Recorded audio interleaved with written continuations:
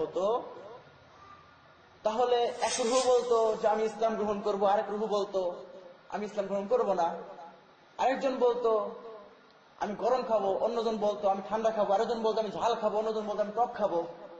এরকম দ্বন্দ্ব হয়ে যেত, দেহটা নষ্ট হয়ে যেত।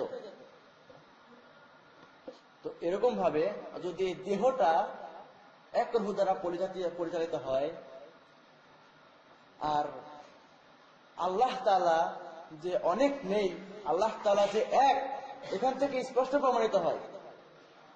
দেহটা যেমন এক রুহ দ্বারা পরিচালিত হচ্ছে, দ্বিতীয় রুহ থাকলে দেহটা যেমন নষ্ট হয়ে যেত, অনুরূপ ভাবে আল্লাহ এক, আল্লাহ যদি অন্য কেউ থাকতো, ইলাহ যেমন অন্য কেউ থাকতো, তাহলে এই পৃথিবীটা অনায়াসে ধ্বংস হয়ে যেত।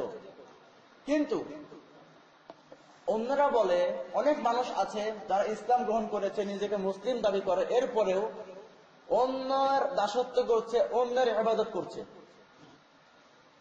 আচ্ছা, এরপরে আমরা আসি তাওহীদের দ্বিতীয় প্রকার, তাওহীদুল উলুহিয়্যাহ। তাওহীদের দ্বিতীয় প্রকার হচ্ছে তাওহীদুল উলুহিয়্যাহ। ইবাদতের ক্ষেত্রে আল্লাহকে এক মানা। আমরা কার ইবাদত করব? ইবাদতের ক্ষেত্রে আল্লাহকে এক মানা। হুয়া তাওহীদুল ওয়াহি বিল ইবাদাত। ইবাদতের ক্ষেত্রে আল্লাহকে এক মানা। মিসল দুআই ওয়া যাবহি ওয়া নাযরি ওয়াল ইস্তিআনাতু ওয়াল ইস্তিগফারু ওয়া গায়রা যালিক।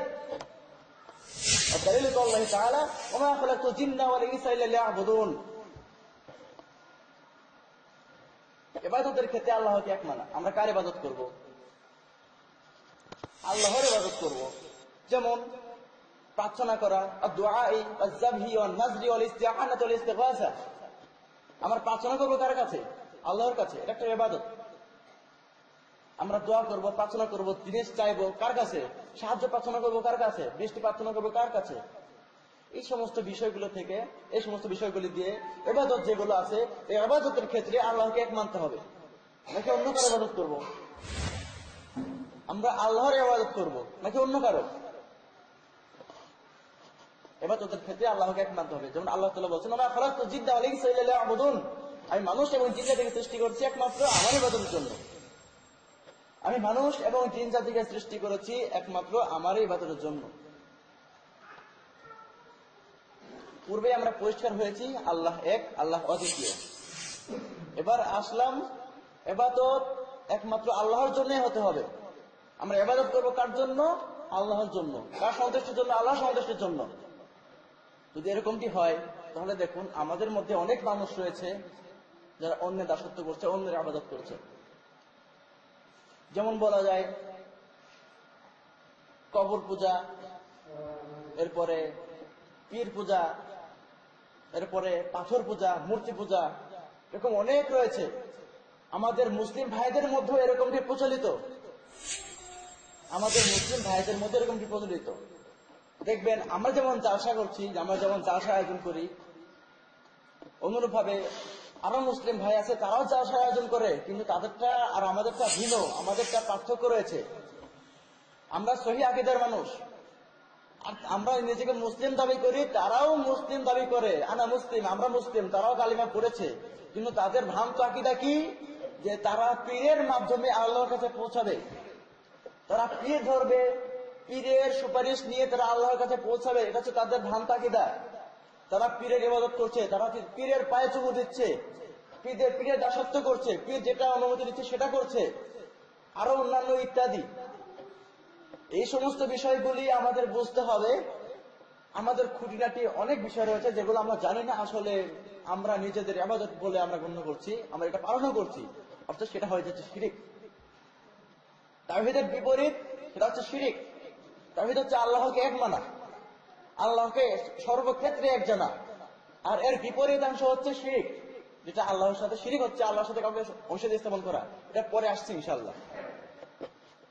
তো তাওহীদুল উলুহিয়্যাহ এই ব্যাপারে আল্লাহ তাআলা আরো বলেছেন, ওমা উমিরু ইল্লা লিয়াবুদুল্লাহ মুখলিসিনা লাহুদ্দিন হুনাফা ওয়া ইউকিমুস সালাতা ওয়া ইউতুয যাকাতা ওয়া যালিকা দীনুল কাইয়্যিমা।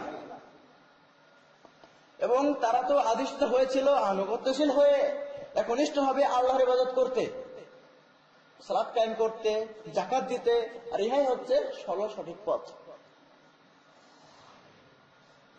তারা আদিষ্ঠিত হয়েছিল কি? আনুগত্যশীল হয়ে একনিষ্ঠভাবে আল্লাহর ইবাদত করতে। একনিষ্ঠভাবে আল্লাহর ইবাদত করতে। আল্লাহ তাআলা বলছেন তারা আদিষ্ঠিত হয়েছিল একনিষ্ঠভাবে আল্লাহর ইবাদত করতে। এখানে বুঝুন একনিষ্ঠভাবে আল্লাহর ইবাদত বলতে কি বোঝাচ্ছে।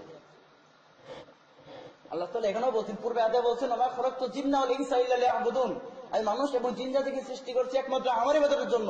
এখানে বলছে যে একনিষ্ঠভাবে আল্লাহর ইবাদত করতে তারা আদিষ্ঠিত হয়েছিল, আনুগত্যশীল হয়ে একনিষ্ঠভাবে ইবাদত করতে। একনিষ্ঠভাবে ইবাদত করতে হলে এখানে অন্য কাউকে ঢোকানো যাবে? একনিষ্ঠভাবে যদি ইবাদত করতে হয় তাহলে একমাত্র আল্লাহর ইবাদত করতে হবে। যদি একনিষ্ঠভাবে ইবাদত করতে হয় তাহলে একমাত্র আল্লাহর ইবাদত করতে হবে। অন্য মুসলিম ভাইদের মতো পীর ধরে, পীরের শাফায়াত পেয়ে, অন্যান্য পীরের দাসত্ব করে তাদের শাফাত নিয়ে আল্লাহর কাছে পৌঁছানো, যদি এরকমটা নিয়ত থাকে তাহলে একনিষ্ঠ হলো না, এটা শিরকে পরিণত হয়ে গেল। এরপরে আসি তাওহীদের তৃতীয় প্রকার। তাওহীদের তৃতীয় প্রকার হচ্ছে তাওহীদুল আসমা ওয়াস সিফাত, আল্লাহর নাম এবং গুণাবলীর উপর বিশ্বাস স্থাপন করা। এখানে বলছে হুয়াল ঈমানু বিকুল্লি মা ওয়ারাদা ফিল কুরআনিল কারীম ওয়াল আহাদিসুস সহিহাতি মিন আসমাই ওয়া সিফাতিল্লাহ। আল্লাহর নাম ও গুণাবলী সম্পর্কে আল্লাহ এবং রাসূল কুরআন এবং সহিহ হাদিসে যা বর্ণিত করেছেন সেটার উপর বিশ্বাস স্থাপন করা হচ্ছে তাওহীদুল আসমা ওয়াস সিফাত।